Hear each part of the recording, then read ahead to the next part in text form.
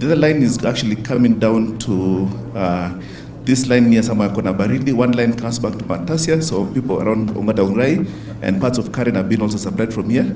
The other line goes all the way to Magadi. Then this is the line that we are supposed to finish from here, Kenya Power from here, all the way to the pipeline. It will continue all the way to Special Economic Zone. And this is the Gilgil, Thika, Mala, Konza, which we're doing under PPP.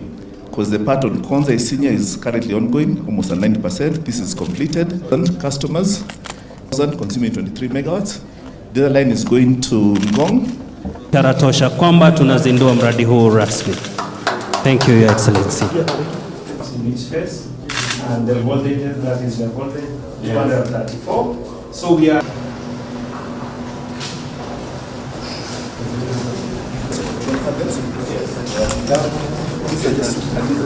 Just to be able to manage everything. This one is huyu mungwana amekuwa akinisukuma sana mambo ya hii substation kwa sababu anasema kwake stima inapotea. Sasa mambo yako iko sawa.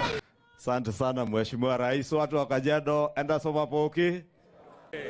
Hamjambo. Mheshimiwa Rais, viongozi wote wa Kajiado, mimi nina furaha sana kwa kukucha hapa kwa kuhudhuria hafla hii. Mradi hii mradi ni muhimu sana. Stima ni mambo muhimu.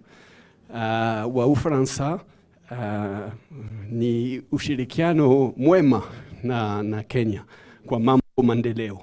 Hakuna stima, hakuna maendeleo. Tunashukuru sana, tuonane hivi karibuni.